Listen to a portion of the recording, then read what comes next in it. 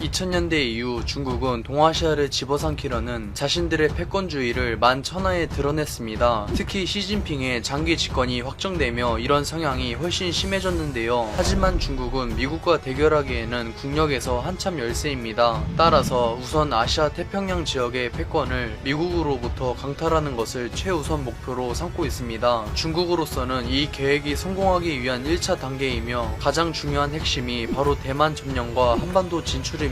안타깝게도 두 나라 모두 중국과 지리적으로도 굉장히 가까우며 특히 한반도는 군사적 요충지이기도 합니다. 하지만 중국이 대만이면 몰라도 과연 한국을 굴복시킬 수 있을까요? 그래서 오늘은 중국이 한국을 대만처럼 무시할 수 없는 이유에 대해 알아보겠습니다.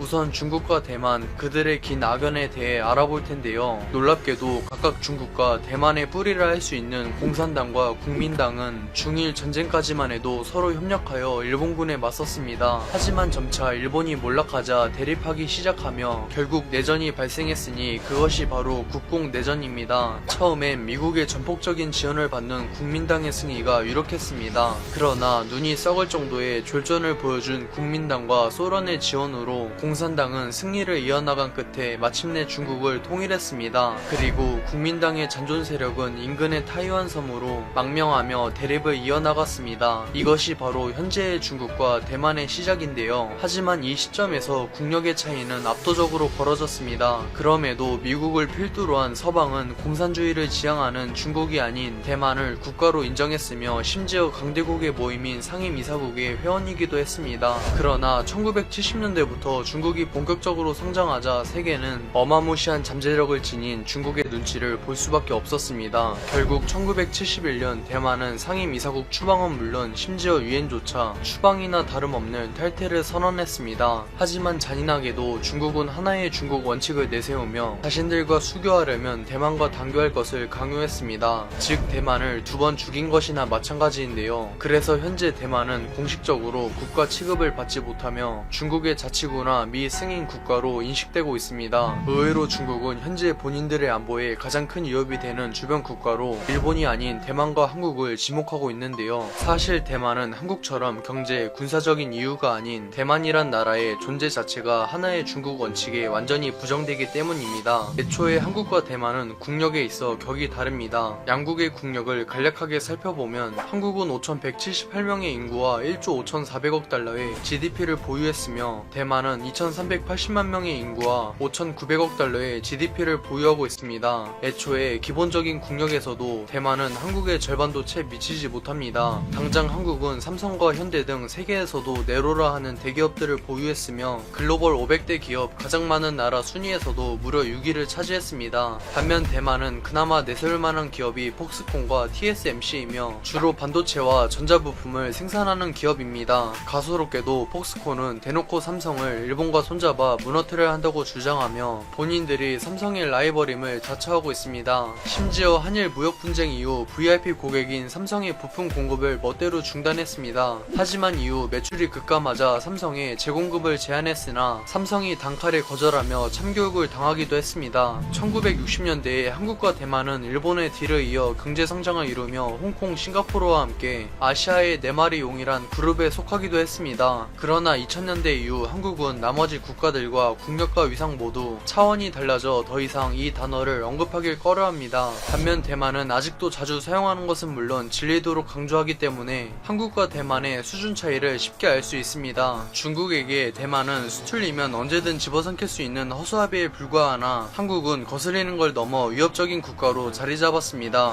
당장 군사력만 봐도 한국과 대만의 차이는 명확한데요. 대만은 주변 동남아 국가들에게나 허세를 부릴 뿐 중국에겐 전혀 위협적인 전력이 아닙니다. 반면 한국은 중국과 일본, 러시아 등 내로라 하는 강대국 집합소인 동북아에서 함부로 건드리지 못하는 것은 물론 동기어진을 노릴 수 있는 강한 군사력을 보유하고 있습니다. 참고로 두 국가 모두 중국이 침공할 시 필수 타격 지점으로 지정해 놓은 곳이 있습니다. 그것은 바로 중국의 아킬레스건이나 다름없는 세계 최대 규모의 댐 산샤댐입니다. 참고로 이 댐 하나의 저수량이 한반도 전역에 흐르는 강물의 2배를 가볍게 능가할 정도입니다. 만약 이 댐이 붕괴한다면 한반도는 완전히 수정시킬 물이 높이 70m, 시속 108km의 괴물 쓰나미가 되어 중국 동부를 휩쓸 텐데요. 중국에서 댐이 붕괴했을 때를 가정해 시뮬레이션을 진행한 결과 인근 대도시인 우한과 난징, 상하이는 완전히 초토화될 것으로 예측되고 있습니다. 수도인 베이징을 제외하면 네로라 하는 대도시들이 전부 박살나기 때문에 최악의 경우 중국 경제가 완전히 붕괴할 수도 있습니다. 당연히 인명피해도 엄청날 텐데요. 사망자만 최소 수천만 명, 난민은 수억 명이 쏟아질 것으로 예측되고 있습니다. 이는 결코 과장된 것이 아닌 게 10억 명이 넘게 거주하는 동부에서 웬만한 빌딩 높이의 쓰나미가 무려 시속 110km의 속도로 몰려오니 이들로서는 어쩔 방도가 없습니다. 설상가상으로 산샤댐 근처엔 중국군 전체의 45%가 밀집해 있어 미리 대피시키지 않는 이상 이들도 전멸을 피하기 어렵습니다. 즉 시설 하나가 붕괴했을 뿐인데 중국군의 절반가량이 어이없게 전멸하는 대참사가 벌어질 수 있습니다. 이런 이유 때문에 대만은 아예 대놓고 중국이 침공 시 이곳을 타격한다고 협박했으며 한국도 암묵적으로 이곳을 노릴 가능성이 매우 높습니다. 붕괴 확률을 따져보면 현재는 양국 모두 희박하지만 2030년대에 한국은 이를 실현할 가능성이 매우 높아집니다. 우선 대만에게 사거리 800km의 슝펑2 순항 미사일이 존재합니다. 하지만 현재는 물론 미래에도 타격 수단이 슝펑2밖에 존재하지 않습니다. 반면 한국은 어떨까요? 현재 한국은 산샤댐을 타격할 수단이 없습니다. 하지만 아직 실망하기엔 이릅니다.